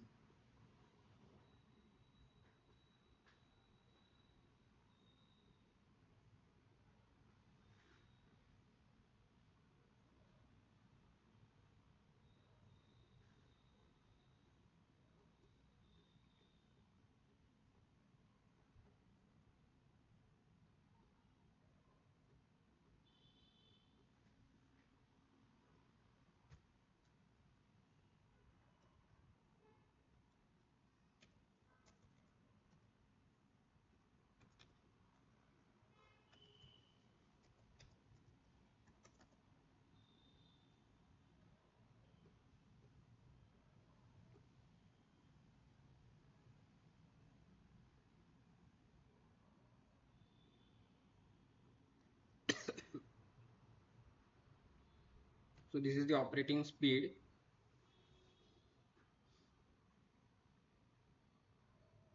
So we can just borrow the same equations of motion from the previous question. Uh, Only the we will so earlier in the earlier question we had analyzed the like derived the natural frequencies. Now we are considering the actual forced vibration problem. So here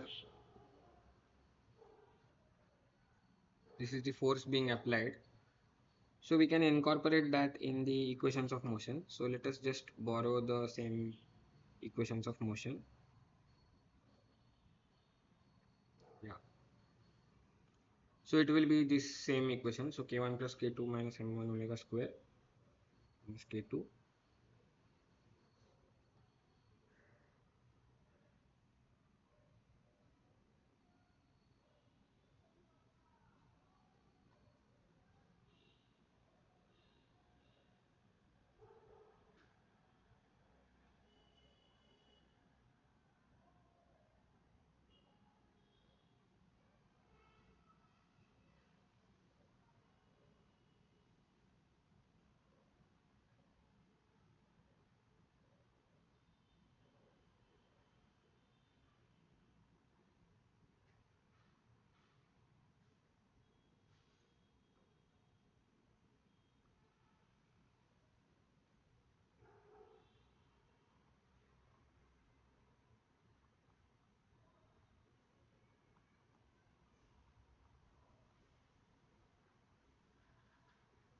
So F is the external force that is acting on the mass m1, and because there is no external force acting on the mass m2, so then this is the right hand side that we take. So the response, so the steady state response will be the particular solution to this uh, differential equation, and so x1, capital X1 is, let us say, the steady state. Capital X1 and capital X2, let us say, are the steady state amplitudes of the vibration of the mass. So it's like we are, by solving this equation, matrix equation, we are basically finding out the particular solution to the differential equation, or basically the steady state response to the forced vibrations. So that will be, so if we call this matrix as capital A and this as the vector F,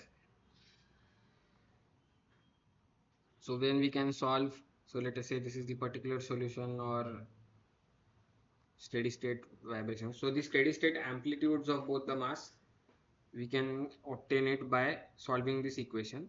So this vector x, we can get that by finding out A inverse into F.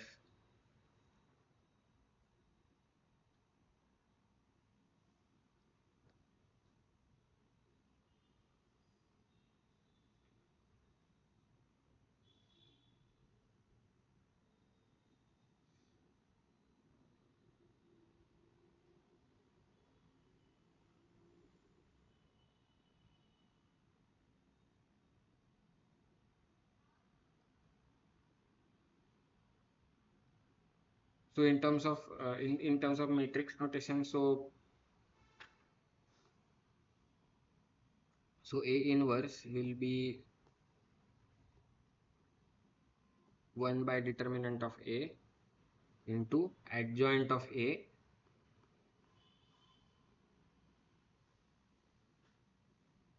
So if matrix A is, let us say, some A, B, C, D, so the determinant of A will be AD minus BC, and adjoint of A is basically the transpose of the matrix of cofactors. So, so the matrix of cofactors will be, so for A, the matrix will be D. So the cofactor will be D. For B, for the element corresponding to B, the matrix of, so the cofactor will be minus C, and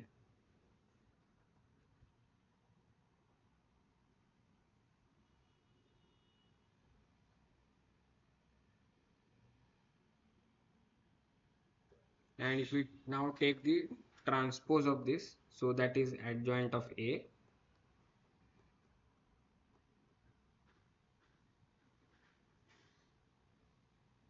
So that is basically minus C minus B A. So we have to basically interchange the the diagonal elements in the matrix A and change the signs of the non-diagonal elements. So then, so we can write that x1, x2. So let us say this is, we call it as delta, as the determinant of that matrix A that we calculated.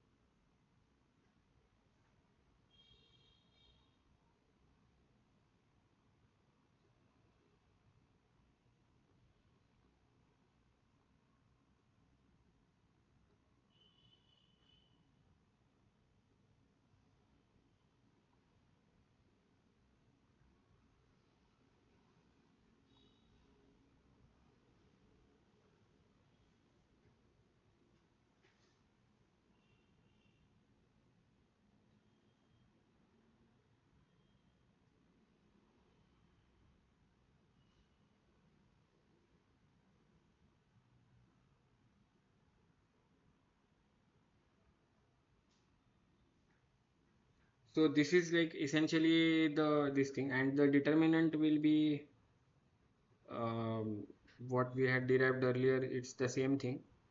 So we had a big expression for this determinant.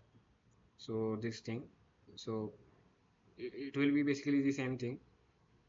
Uh, so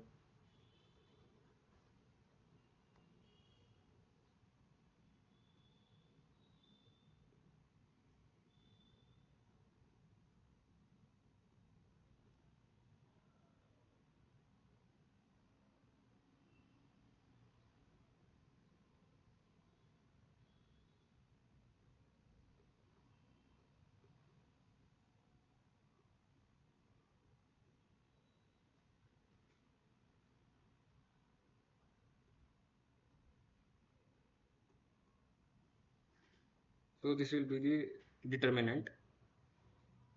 So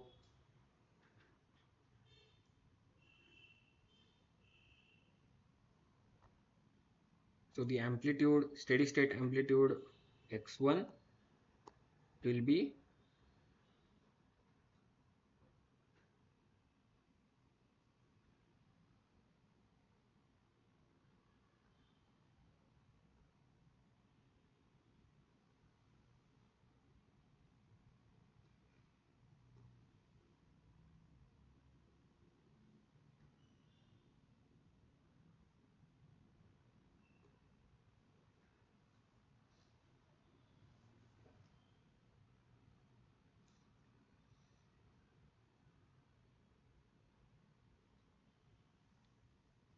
now what in we have been given in the question.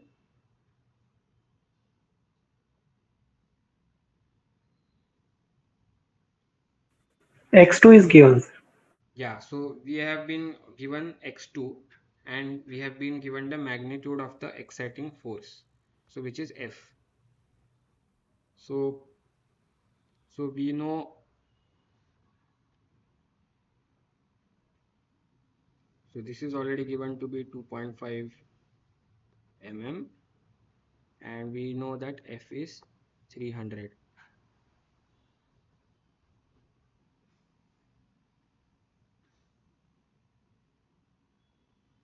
So we have to make use of the fact that, so we know the operating speed here, and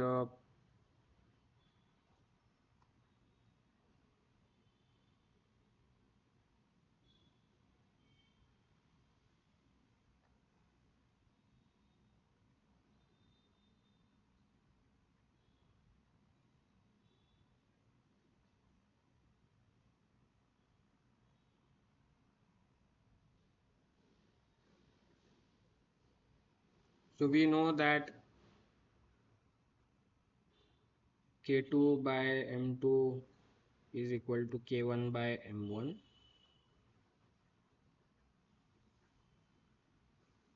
which is same as omega square. And if the omega square is equal to capital omega square, x1 will actually be 0, right? So if we solve for that case,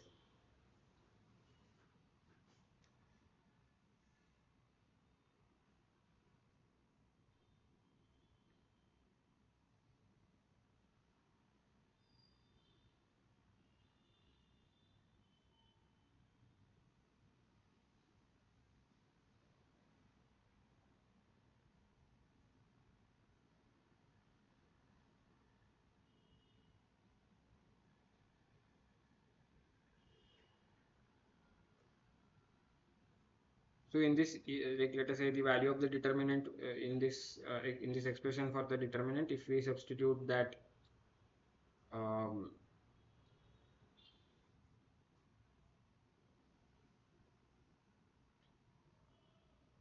this capital omega is equal to that small omega, and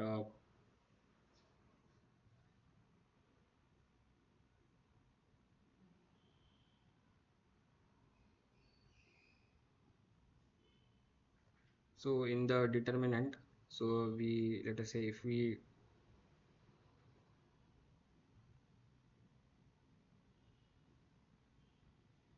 in the determinant, let us say we say that delta is m1 m2 times k1 k2 by m1 m2 will be omega, so it will be basically omega to the power 4 minus, so it will be k m1 k2 by m1 m2 will become k2 by m2, which is again omega square, and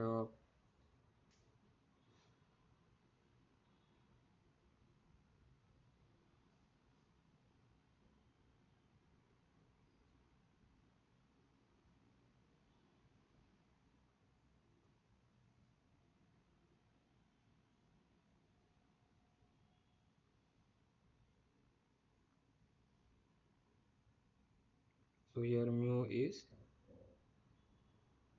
m2 by m1.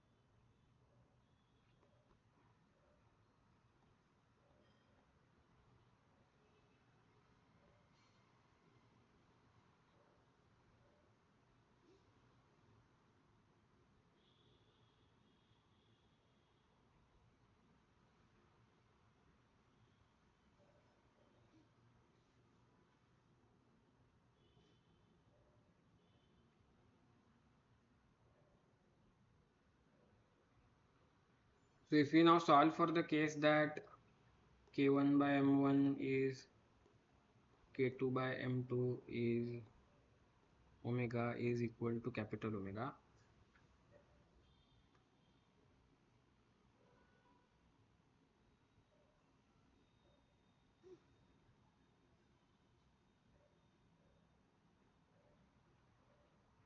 so we will get x2 is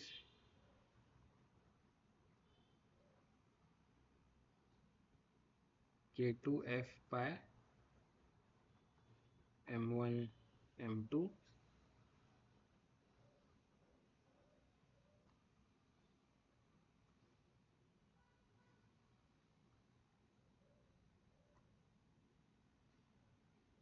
omega raised to 4, so 2 times.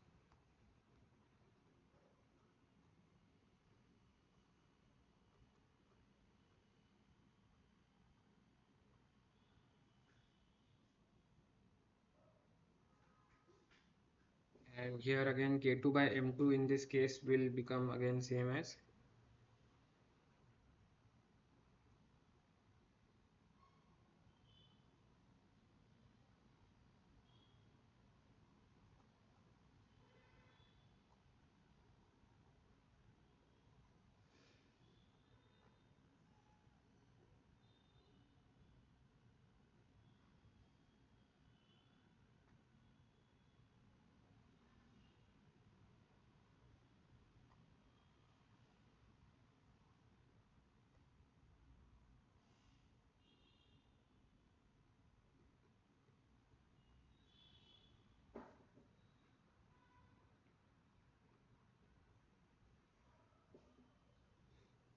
so in this case, so this is the value of or the expression for uh, x2. So which is, so in this case we already know the value of capital F. We know omega square, we know m1 because the mass of the machine is given, and we know the magnitude to be 2.5 mm. So we can solve for mu in this case using that, and then from mu and using that, so we can basically calculate what is the uh, mass and stiffness of the absorber. So mu is basically m2 by m1. So we will get the value of mu from this, and from mu we will get the value of m2, and using omega square is k2 by m2, we will get the value of k2 as well. So, so this is how you can solve this problem. So I think you can try this on your own.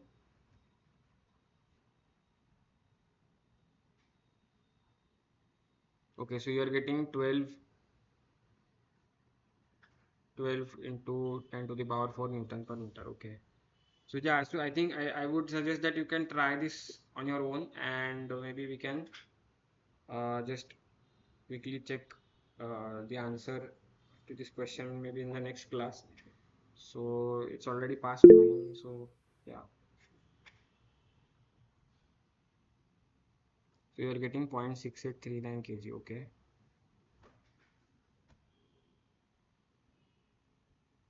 Okay. So I think I would suggest the others also to try this question on their own, and we can discuss this in the answers and compare notes in the next session. So that's all that I had from my side for today's session. So any questions, any quick questions or queries? Yes. Sir, I have a doubt in this concept of tune absorber, sir. Mm-hmm. Now, our objective is to reduce the amplitude of the main system, Yeah. and the condition is that the omega 2 should be equal to the forcing frequency, sir. Yeah. That means the natural frequency of the absorber system should be equal to the excitation frequency. So yeah, so let me just, Because I am getting confused between omega 1, omega 2, omega, and capital omega, sir. What yeah, is yeah. the actual condition? I didn't get, sir. Okay.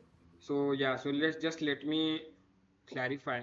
So if suppose if there is a machine which has to operate at some, let us say some RPM or whatever, and there is some mass, unbalanced mass present in the system, and that is causing some forced vibration.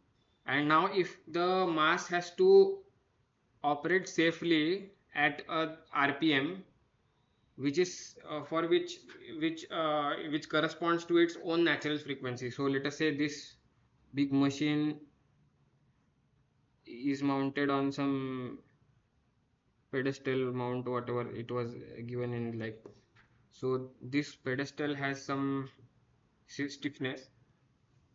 So if the frequency of excitations it so so k1 by m1 will be the natural frequency of let us say oscillations of this machine, and let us say the excitation is in this direction only. So if this equals the forcing, so if this natural frequency and forcing frequency become equal, then there will be resonance and the machine will oscillate with a large amplitude, right? So then now to But sir, avoid, this big omega is applicable for only combination of two masses, sir. no How no can so we talk about right now, sir? First no we no will add the absorber system, then we'll talk about capital omega, sir. no excitation is already present in the system, right? So if you have a That is machine which that has is some, small omega, sir. That is small omega, sir. Excitation frequency is small omega. no, whatever you denote it as, so let us say I am denoting this as, this is let us say the forcing Okay, sir. Okay. frequency, and this Sir has is, taken in different ways, sir. so this is let us say natural frequency only machine. Nee, Now if machine we, means M1 K1 or M1 K1 M2 K2 both combined. no, only k1 m1, Okay, sir. and then if we add the absorber, what we want to do is, if we still want to operate, let us say the machine at this condition, omega is capital omega is equal to small omega, we if we want to operate it safely at this resonance point or near to its resonance point without like large amplitude oscillations of that machine, so then we add that absorber and we take the mass k2 by m2 combination such that it is equal to k1 by m1. So then when the when the machine starts oscillating, so when the machine operates at the frequency of small omega, it will result in the, so as we just derived here, so x1 is k2 minus m2 capital omega square. So k2 by Yes, sir. m2, Natural frequency will be different now. see this k2 by m2 is the combination, k2 by m2 is basically the uh, combination of the absorber stiffness and mass that we take, and that we are taking it to be equal to this small omega, and we are operating at a the machine at this operating speed capital omega, which is equal to this small omega, right? So for that, if we want the amplitude of the machine to be 0,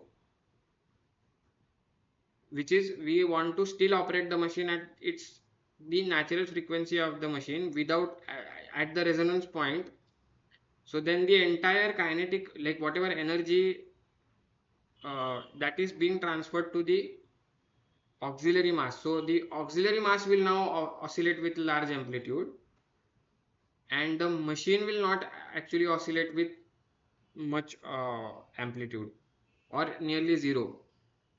Okay, sir. So that's the concept actually. Sir, when we solve the quadratic equation for omega, sir, we get two new natural frequencies, sir. So those two are different. So those are, They are the natural frequency of combined system, I think. so they are the natural frequencies of the 2 degree of freedom combined system. Okay, sir. Okay, sir. Yeah. Okay, so then I think we'll stop our session for today, and then we'll meet in the next week for the next week session. So in the meanwhile, I'll share the so I'll also complete this problem and upload these along with the numerical answers what I get for this. So yeah. So thanks all for joining. So have a great weekend. Thank you. Good night. Thank you.